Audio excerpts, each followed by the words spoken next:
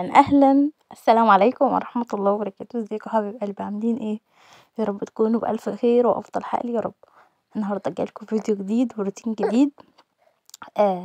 حبيت النهارده أشارك معاكم فيديو بقالي فترة ما صورتش أصلا، حتى الفيديو ده مش عارفة هو هينزل امتى.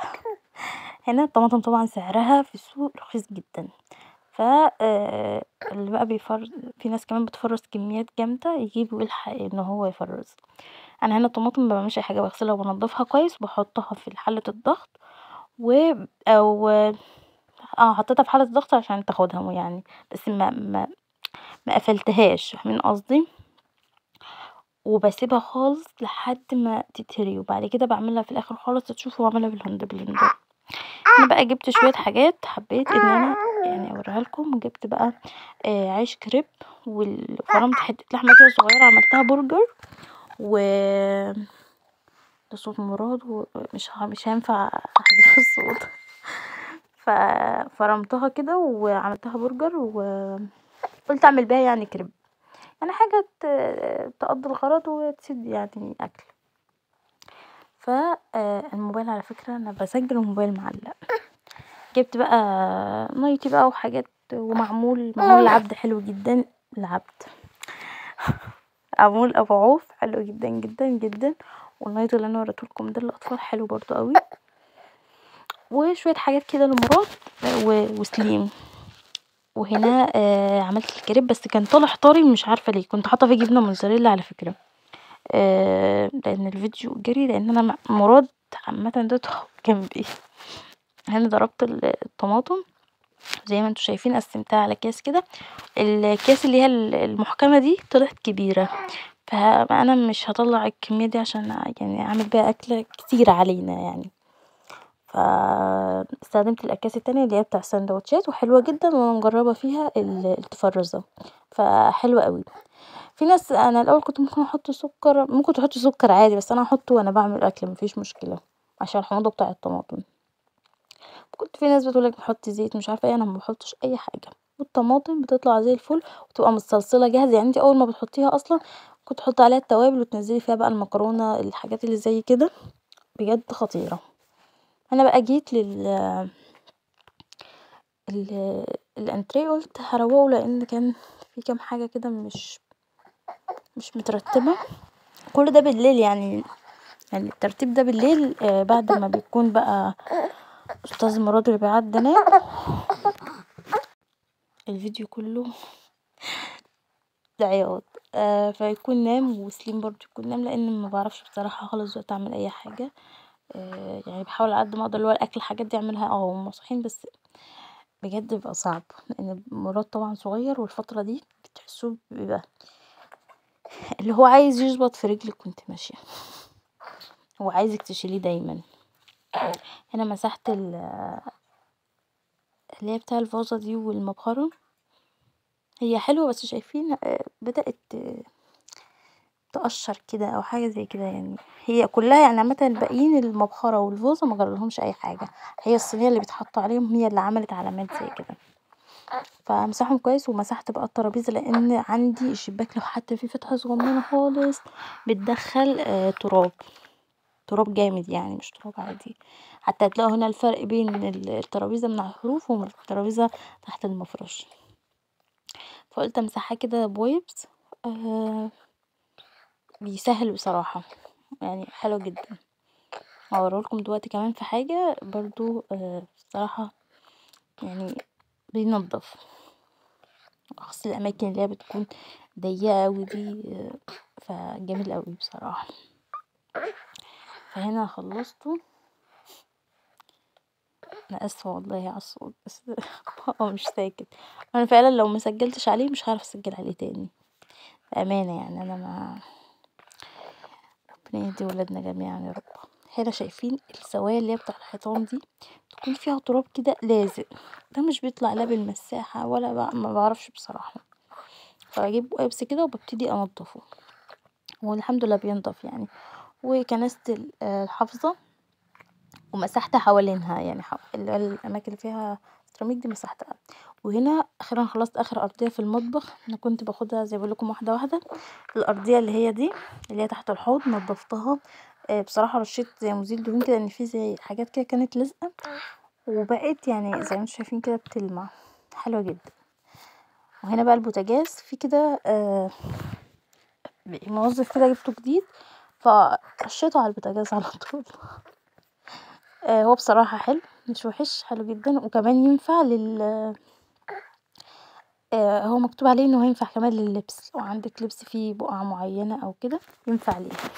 جبت الفرشة دي وابتديت ادعكهم كده كلهم مكانهم، يعني ما شلتش تقريبا غير هما اتنين دول، بعد كده شلتهم بصراحة ودعكتهم كده هتشوفوا حتى هما نضاف قوي.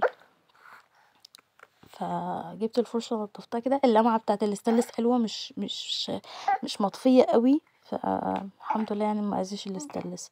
وشايفين بقى الحوامل اللي هي دي، مش الحوامل السودا دي محتاجة تدخل فرن تسخن بعد كده تتنضف كويس عن كده، انا قصدي على اللي هي العيون نفسها نضفت جدا جدا جدا، ولونها اختلف عليا لما اختلف في اللون وبقى يعني في لمعة حلوة كده لما حطيت بصراحة المنظف ده. تقريبا هفتكر واوريه لكم في اخر الفيديو، بس عشان كنت عايزة اخلص وكنت اعمل لانش بوكس بتاع سليم من بالليل، لان ما بصراحة الصبح ما بعرفش لان هو بيروح بيقوم بدري ف ما بلحقش، فبعمله بقى من بالليل وبصراحة بريح دماغي. هنا انا جايبة اللي هي مرات بيقول لكم ايوه بيقول لكم حطوا لايك، خلاص هيحطوا لايك. فهنا اللي هو الميكس تيلا ده حلو، بحطه كده على بخار ميه او بتدخليه الميكرويف يسخن حلو جدا معاكي. فهعمل له تقريبا هعمل له واحد شوكولاته تقريبا يعني، واعمل له 2 جبنه ويا ريت يعني سليم ياكلهم في الاخر بعد كل ده، يعني ياكلهم. ربنا يهديه يا رب ويهدي ولادنا كلهم ويحفظهم ويبارك فيهم ويرزق كل يا رب مشتاق بالذريه الصالحه، ويجبر بخاطر الناس كلها ويرزقنا كده في الايام في الشهور الحلوه اللي احنا فيها دي، ده شهر رجب طبعا بدا.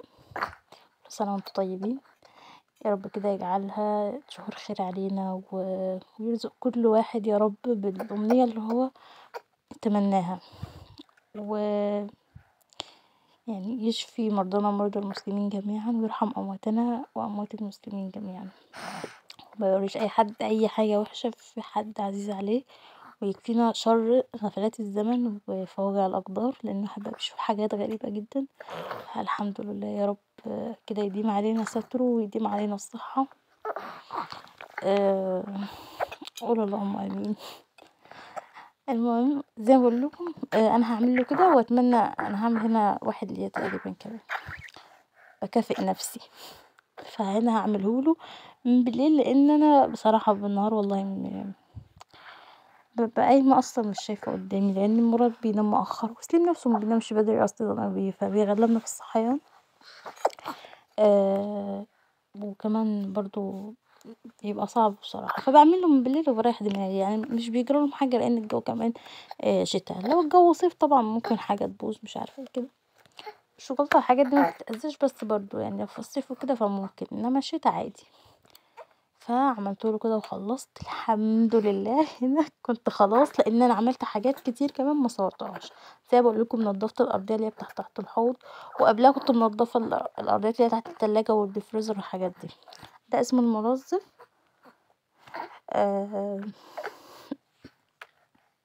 فران ده بصراحه حلو، انا شايفاه حلو نضفت بيه. كان عندي جواكت كده فيها بقع بصراحه نضفه له كويس جدا. يعني انا شايفاه ان هو كويس، ممكن اي منظف تاني يعمل كده، بس ده عشان مكتوب عليه ان هو الجميع يعني الكله الاقمشه وكده، ف انا جربته بصراحه. ده بقى حاجه ملهاش علاقه بالفيديو. انا كنت نفسي اجرب الفواكه المجففه بجد، بالاخص الفراوله، فدي بعد ما اتاكلت فجبت، هي سعرها مش رخيص ومش غالي قوي، يعني هي وسط، يعني في اماكن كمان بتبيعها اوفر قوي، بس حلوه، هي طعمها حلو، بس مش اي حد هيتقبلها، مش اي حد هيحبها خالص.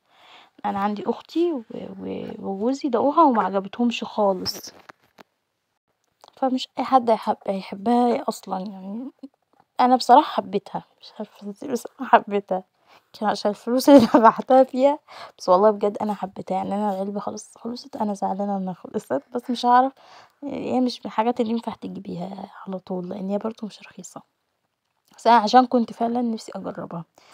هي انا بسمع ان هي صحيه للناس مثلا اللي بتحب تاكل، هي حلوه لو لابنك او بنتك او كده، بس هي مشكلتها ان مش كميه، فلو حتى هجيبها لابني ياكلها بدل الحلاوه والحاجات دي، هي حلوة صحية، ولكن هي هتخلص على طول، هو ياكلها وهو قاعد أصلا. المانجا مسكرة جدا جدا، ممكن الناس اللي مبتحبش الحاجات المسكرة مش هتحبها، والفراولة ميزة ومسكرة وحلوة جدا.